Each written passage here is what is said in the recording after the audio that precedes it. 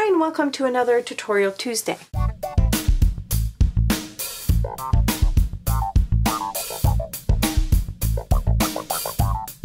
Today we're playing with 3 different products by Impression Obsession.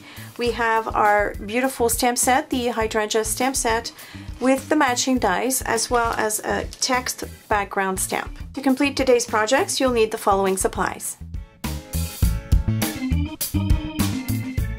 By Impression Obsession, you'll need the hydrangea stamp set number 3123-XL, as well as the matching die set, which is number DIE044-Y. We'll also be using the Cover a Card background stamp, and it is called Beauty Text, also by Impression Obsession. The following stamp pads: Pale Ochre and Olive, both are archival inks, Espresso Adirondack Earth Tones, as well as Shaded Lilac Distress ink, the Stamp-A-Majig stamp positioner, a pair of scissors, some tweezers, a paper piercer. You can also use the Perfect Layers ruler with an X-Acto knife for your mats, some liquid glue, liquid pearls in lavender lace, some foam adhesives, as well as your regular adhesive and your personal die cutting system. As for your cardstock, I have a piece of 8.5 by 5.5 white smooth cardstock, 2 pieces of textured cardstock. This one measures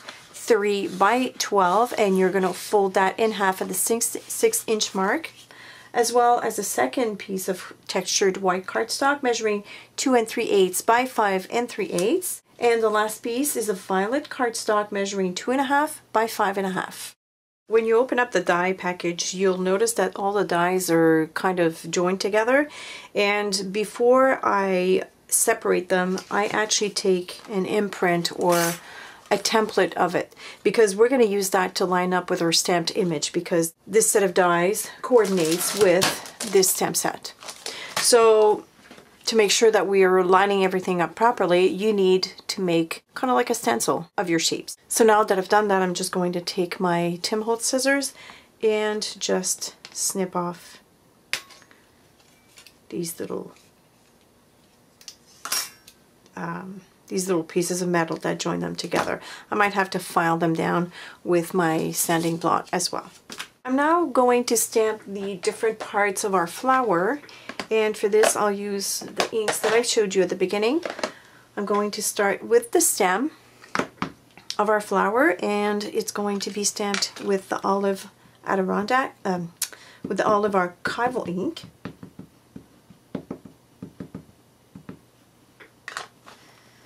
And I will stamp that right here at the beginning. I'm just leaving enough room so that the die can sit well. Next, I will stamp the flower cluster in Shaded Lilac.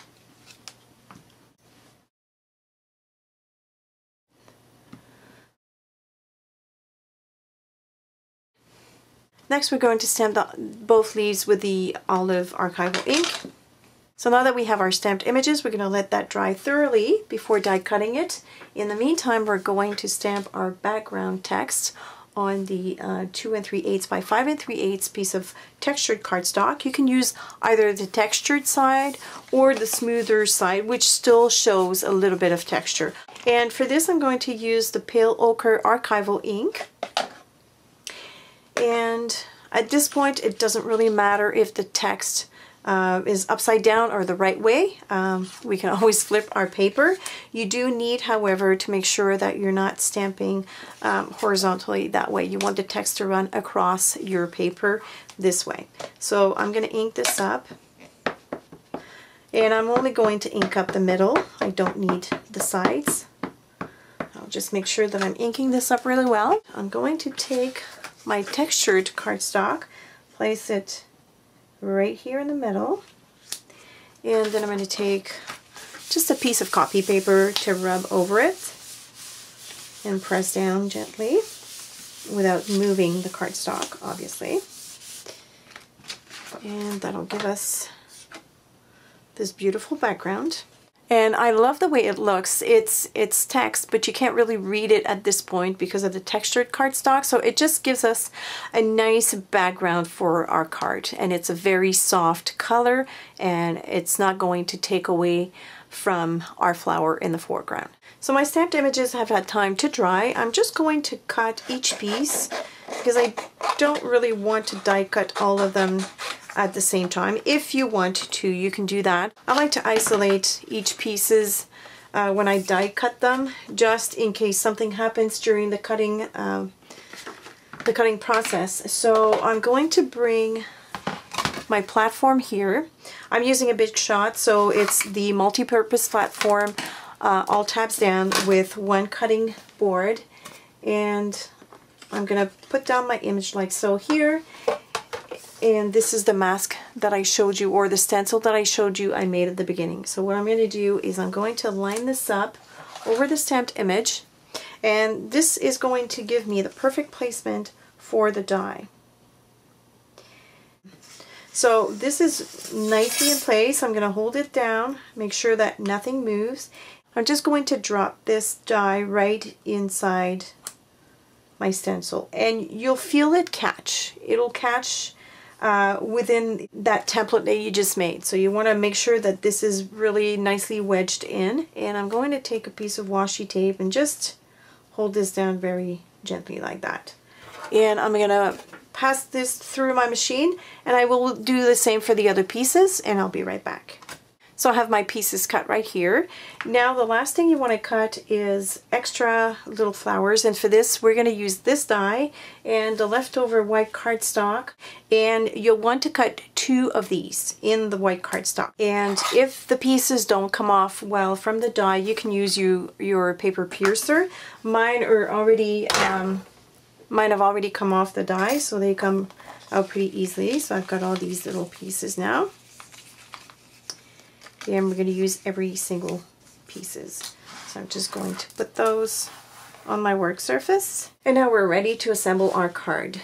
What I will do first is glue this piece of the stamped background onto our violet color paper or cardstock. For this I'm going to use just my regular adhesive. And if you feel that this is too much alignment for you, I would recommend to use your Perfect Layers rulers. And what I have going on here is a 1/16 of an inch border all around that white stamped cardstock. Next I want to put the flower together over that piece. So I'm going to lay down my elements just to see where I want everything to be. And I will also cut the stems from the leaves because they're white and I feel that it's distracting. We don't really need the stems for this particular project. And this leaf's going to go here and the other one about here. And you can place them wherever you want. So when I'm satisfied with the placement of my pieces, I'm going to keep the leaves in place, so this will give me a guide as to where I need to glue the stem. And what I want to do with my liquid adhesive is just put little dabs of glue here and there. I don't want it to overspill. I don't go to the ends of the branches because we're going to glue our flowers right over that, so we don't really need a lot of coverage there. So using my leaves as a guide, I'm positioning the stem like this. Oops. I'll also glue the leaves, and I'm going to avoid putting any glue there because it will spill out from the card.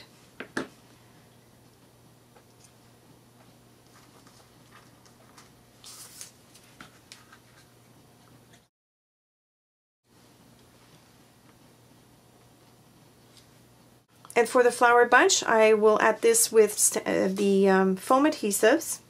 If you wanted to, you could also give a rounded shape to your leaves by using silicone glue, which would be nice as well.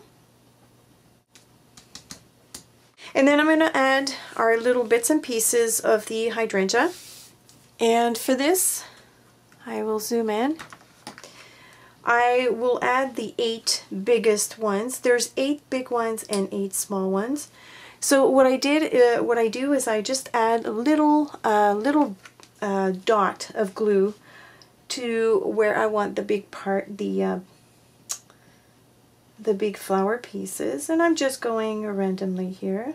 So I'm gonna go ahead and add them one by one. And if the glue spills over, it's not a big deal, it will dry clear.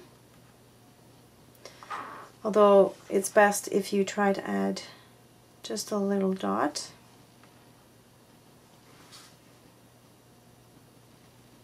And I'm not being very careful, I'm just placing them as I thought, as I think it would look good. I don't follow the pattern of the stamped image, I just place them wherever I want to. So this is what my big ones will look like, and now I'm going to incorporate the smaller one.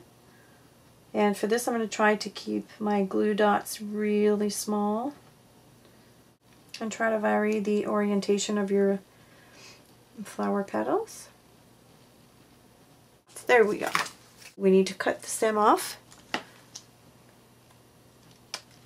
So now that we have our flower in place, we're going to stamp the sentiment. For this I'll use the Stamp-A-Majig and the Espresso Adirondack Earth Tone ink.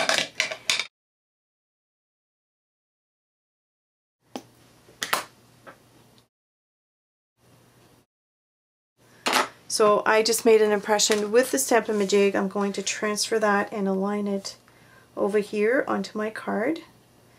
And I think I want it right here.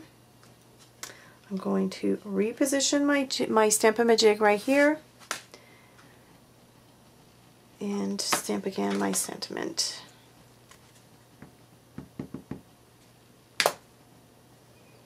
So I'm aligning this in the same corner and I'm just pressing down. Perfect placement every time. Okay, so now we can add this piece to our card base, which is here. So this is the 3x12 that I folded in half.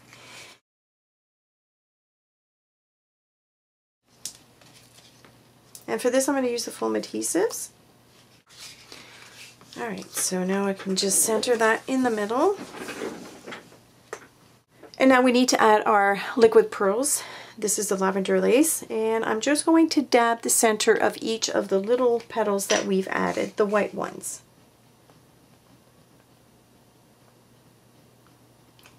The trick is not to touch the cardstock with the tip, and that's it. I will show you a close-up of how the pearls look.